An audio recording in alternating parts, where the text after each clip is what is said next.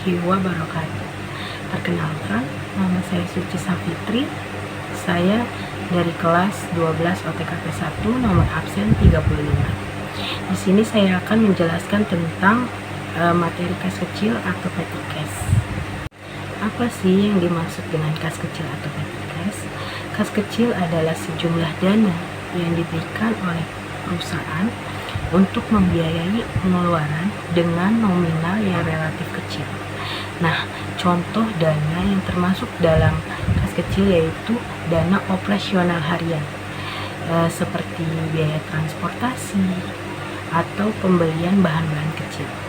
Nah, selanjutnya ada tujuan pembentukan dana kas kecil.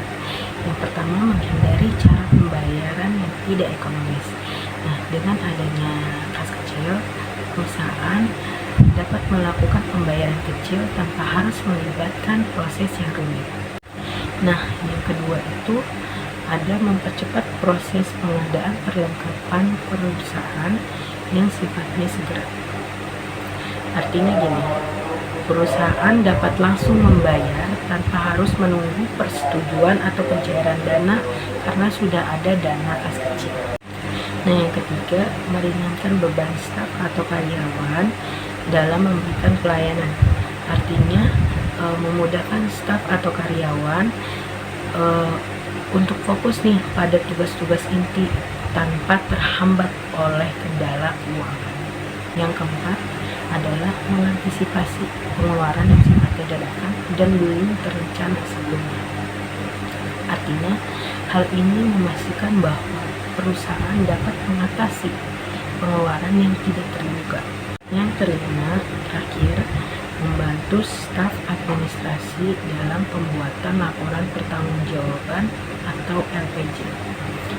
Dalam hal ini, memudahkan proses pelaporan dan memungkinkan bahwa staf administrasi ini dapat menyusun laporan pertanggungjawaban yang lebih akurat dan terperinci. Selanjutnya ada karakteristik kas kecil. Yang pertama, adanya batasan dalam jumlah pembayaran yang telah ditentukan oleh tiap perusahaan. Yang kedua, digunakan untuk mendanai transaksi dengan nominal yang relatif kecil dan bersifat rutin atau harian. Yang ketiga, disimpan dalam tempat khusus berupa kotak kecil yang biasa disebut dengan cash box atau brankas.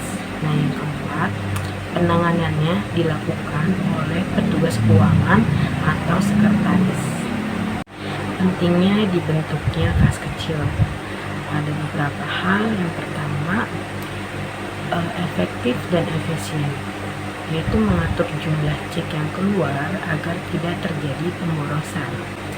Yang kedua, pengendalian intern, karena kas kecil ini kan mudah dipindah tangankan, jadi kas kecil harus dikelola oleh orang yang dipercaya.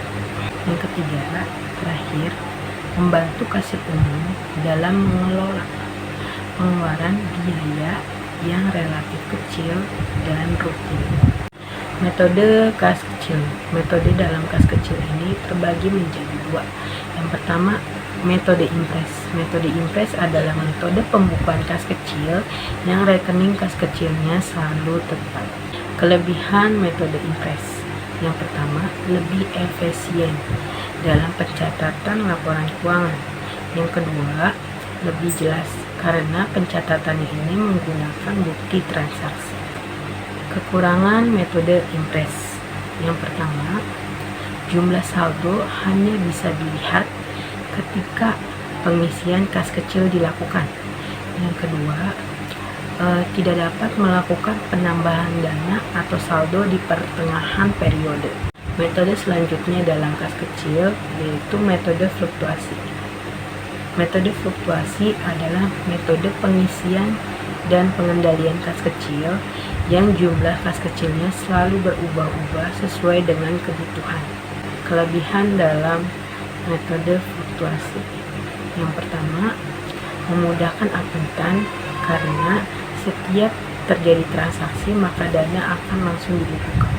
Yang kedua, dapat melakukan penambahan saldo atau dana di pertengahan periode. Nah, kekurangan dari metode fluktuasi yaitu untuk pengolahan dana masih kurang efisien karena berpotensi terjadinya pemborosan. Sekian penjelasan materi kas kecil atau petty cash dari saya, kurang lebihnya mohon maaf. Wassalamualaikum warahmatullahi wabarakatuh.